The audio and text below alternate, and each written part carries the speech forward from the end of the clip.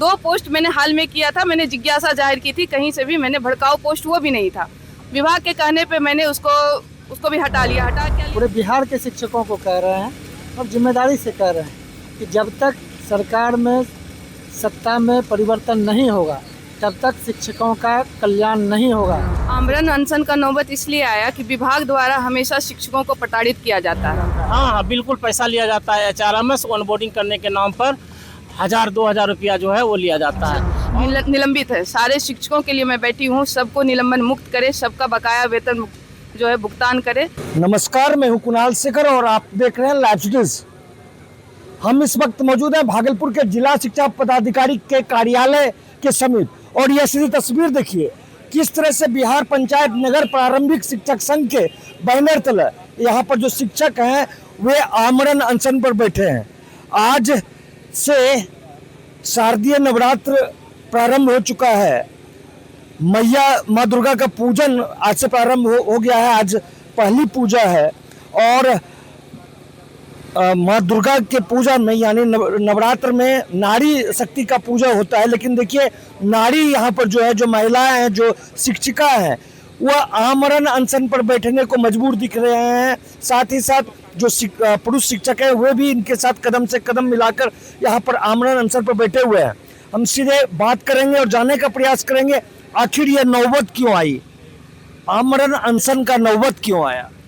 आमरण अनशन का नौबत इसलिए आया कि विभाग द्वारा हमेशा शिक्षकों को प्रताड़ित किया जाता है। मतलब लगातार जब हमारे पाठक जी थे, के पाठक जी, तभी से शिक्षकों को परेशान किया जा रहा। कभी निलंबित तो कभी बर्खास्तगी, इस तरह के कई मामले हैं पूरे बिहार में। तो लगातार हम लोग झेल रहे थे, झेलते झेलते अब बर्दाश्त से बाहर हो गया।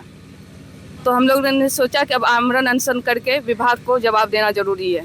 क्या आप लोग क्यों हैं, आप लोग क्यों आमरण अनशन पर बैठे हैं? क्या ऐसा मामला भागलपुर में हो गया जिसके कारण आप लोगों को आमरण अनशन पर बैठना पड़ रहा है? भागलपुर में कई शिक्षकों को निलंबित किया गया है, उसमें मैं भी हूँ। निलंबन करने का कोई ऐसा मेरे पे आरोप नहीं था, बेवजह हमको निलंबित कर दिया गया है। मैंने 2 पोस्ट किया था फेसबुक पे, 3 पोस्ट किया था। 1 जून में ही मैंने किया था, बतौर नियोजित शिक्षिका थी उस वक्त। जब नियोजित शिक्षिका होते हुए मैंने पोस्ट किया था तो उसमें जिला शिक्षा पदाधिकारी को अधिकार ही नहीं कि वो हमको निलंबित करे, ये अधिकार हमारे नियोजन इकाई को है। लेकिन उन्होंने फिर भी हमें निलंबित किया। 2 पोस्ट मैंने हाल में किया था, मैंने जिज्ञासा जाहिर की थी, कहीं से भी मैंने भड़काऊ पोस्ट वो भी नहीं था।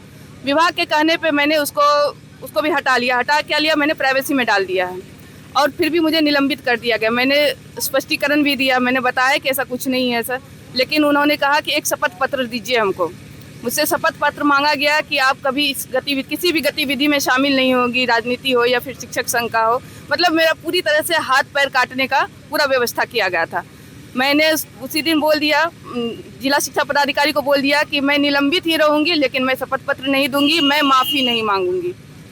माफ़ी नहीं मांगने का सजा मिल रहा है? बिल्कुल, मुझे माफ़ी मांगने के लिए बोला जा रहा था, एक माफ़ीनामा हमसे मांगा जा रहा था। मैंने कह दिया कि मैं माफ़ी नहीं मांगूंगी, मैं संघर्ष करूंगी, मैं लड़ूंगी, सड़क पर से लेके न्यायालय तक लड़ूंगी, आमरण अनशन पे बैठूंगी। और जितने भी हमारे शिक्षक निलंबित है, सारे शिक्षकों के लिए मैं बैठी हूँ, सबको निलंबन मुक्त करे, सबका बकाया वेतन जो है भुगतान करे। जो भी समस्या है शिक्षकों की, इतना अभी देखिए 1 दर्जन आवेदन है हमारे पास।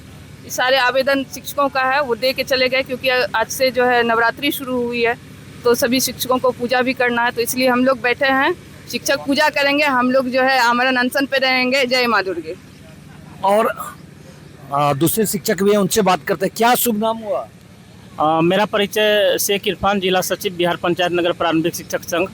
क्यों ऐसी स्थिति बन गई कि आप लोग को स्कूल छोड़कर यहाँ आमरण अनशन पर बैठना पड़ रहा है? देखिए, ये बिहार सरकार के जितने भी अभी शिक्षा विभाग के पदाधिकारी हैं, ये अपने मनमाने रवैये पर उतर आए हैं।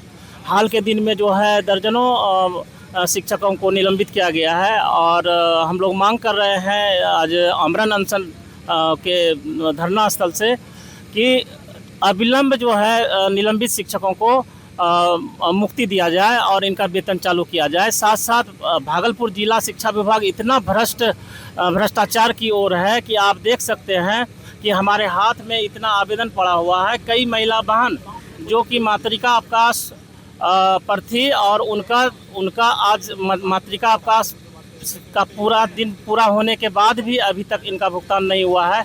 कई ऐसे हमारे बहनें और भाई हैं जिनका वेतन 4 माह 5 माह से HRMS ऑनबोर्डिंग नहीं होने के कारण नहीं हो पा रहा है।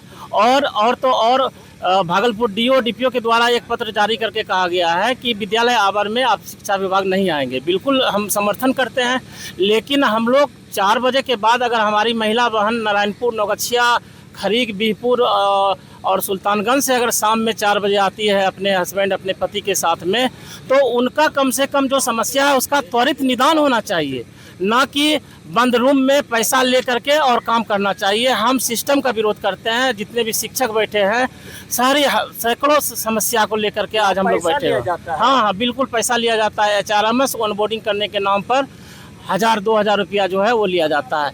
और महिला शिक्षिका बहन क्या करेगी? बहुत दूर से आती है, 35 किलोमीटर 40 किलोमीटर से आती है। वो क्या करेगी? वो कुछ न कुछ पैसा वैसा दे करके जाती है और तब काम होता है। तो पीक चुन करके जो है काम लिया जाता है। और जिस तरह से विभागीय आदेश निकलना चाहिए कि सारे लेखापाल को निर्देश देना चाहिए, सारे BO को निर्देश देना चाहिए कि जो भी शिक्षक की समस्या है उसको फाइलिंग करके पुटअप करके जिला में दे। ऐसी भागलपुर में कोई व्यवस्था नहीं है और यह शोषण करने का एक मंत्र है शिक्षा विभाग का, और हम लोग बरसों से जो है शोषित होते जा रहे हैं। मांग पूरी नहीं होगी तो क्या करेंगे? मांग पूरी नहीं होगी तो आज आमरण अनशन के द्वारा हम लोग चेतावनी दे रहे हैं शिक्षा विभाग को, भागलपुर के DO राजकुमार शर्मा जी और DPO स्थापना को कि अविलंब इन सारी समस्या का निदान हो, नहीं तो हम लोग फिर चरणबद्ध आंदोलन करेंगे और सड़क से सदन तक हम लोगों की लड़ाई रहेगी। सुप्रिया जी, यहाँ भ्रष्टाचार की भी बात आ रही है। कहा जा रहा है कि विभाग में पैसा मांगा जाता है, ट्रांसफर पोस्टिंग हो या और कोई चीज़ में, क्या लगता है? बिल्कुल, ये जो भी बातें आ रही है कहीं ना कहीं ऐसा हो ही रहा है और लगातार हो रहा है। शिक्षक जो यहाँ मतलब DO DPO साहब बोलते हैं कि हम नहीं चाहते कि कोई शिक्षक यहाँ आए परेशान हो, और जब हम लोग किरानी को, कर्मी को यहाँ के फ़ोन करते हैं तो वो ऐसा कौन सा सिस्टम कर लेता है कि फ़ोन ही नहीं लगता, बिजी बताता है। जब आपके कर्मी फ़ोन नहीं उठाएंगे और शिक्षक यहाँ आएंगे नहीं तो उनका काम कैसे होगा? और जो भी होता है बंद कमरे में होता है। शिक्षक परेशान, हम लोगों को कई शिक्षक बोलते हैं, खुल के सामने नहीं आते हैं क्योंकि उनको भी डर है कि हम निलंबित हो जाएंगे। आमरण अनशन बिल्कुल बने रहेंगे। कितनी परेशानी हो रही है? आप लोग आज पहली पूजा है, दुर्गा पूजा, और आप लोग यहाँ पर आमरण अनशन। जी, विभाग के तानाशाही रवैये के खिलाफ बहुत सारी प्रॉब्लमें थी। मतलब HRMS ऑनबोर्डिंग के नाम पे पैसा लिया जा रहा है, नियोजित शिक्षकों का कालबद्ध प्रोन्नति बाकी है वो नहीं किया जा रहा है, वेतन HM का वेतन भुगतान नहीं हो रहा है, और जो आवाज़ उठाता है उसको निलंबन कर दिया गया। मेरी सुप्रिया बहन को निलंबन किया गया और साकुन ब्लॉक दिया गया। बोलिए इसे कितनी परेशानी हो रही होगी। तो हम लोग सभी के विभाग के सिस्टम के खिलाफ हम लोग आमरण अनशन पर हैं। सिस्टम के खिलाफ आमरण अनशन पर है। राजद नेता हैं और यहाँ पर लगातार MLC का चुनाव भी लड़ते हैं नीतीश जी हैं। नीतीश जी, शिक्षकों का साफ करना है कि भ्रष्टाचार यहाँ शिष्टाचार बन गया, क्या लग रहा है, क्या कर कीजिएगा? आप तो देख ही रहे हैं सर, हम आज जो आए हैं इनके समर्थन में आए हैं। जो इन लोगों का कहना है ये हम लोग बहुत पहले से महसूस कर रहे हैं, और आज तो इनके साथ घटना हुआ है तब ये, क्योंकि इनका हिम्मत का दाद देना पड़ेगा कि ये आमरण अनशन पर बैठी हुई है। नहीं तो शिक्षक तो अपने घर में बैठ जाता है, कुछ कर नहीं पाता है। तो इन लोगों का जो संगठन भी है, तो संगठन पूरे तरीके से आप देख ही रहे हैं कि जो संख्या है और भी अधिक रहना चाहिए, संगठन का पूरा सहयोग मिलना चाहिए। हम लोग लगातार पूरे शिक्षक समाज से कह रहे हैं, पूरे बिहार के शिक्षकों को कह रहे हैं और जिम्मेदारी से कह रहे हैं कि जब तक सरकार में, सत्ता में परिवर्तन नहीं होगा तब तक शिक्षकों का कल्याण नहीं होगा। शिक्षक को बंधुआ मजदूर बना के रखा जाएगा, उनसे तरह तरह का काम लिया जाएगा, शिक्षा व्यवस्था से उसको कोसों दूर कर दिया जाएगा। क्योंकि शिक्षक अगर सजग रहेंगे तो जो पदाधिकारी हैं वो भ्रष्टाचार नहीं कर पाएंगे।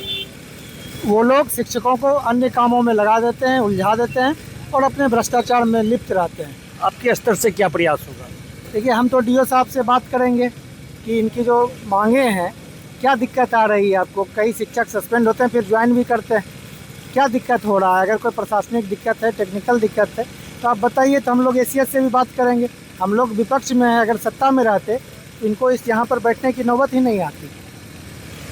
तो यहाँ पर जो शिक्षक हैं उनका साफ कहना है कि जो जिला शिक्षा पदाधिकारी हैं उनके द्वारा जो कार्य किया जा रहा है उनके खिलाफ नाराज़गी यहाँ पर साफ रूप से देखी जा रही है। साथ ही साथ शिक्षकों का साफ कहना है कि जिस तरह से लगातार भागलपुर ज़िले में शिक्षकों को सस्पेंड किया जा रहा है, निलंबित किया जा रहा है, उनका वेतन रोका गया है, जब तक उनकी मांगे जिला प्रशासन, जिला शिक्षा पदाधिकारी नहीं मानते हैं तब तक उनका आमरण अनशन चलता रहेगा। अपने सहयोगी संजय के साथ कुणाल शेखर, लाइव सिटीज़ भागलपुर।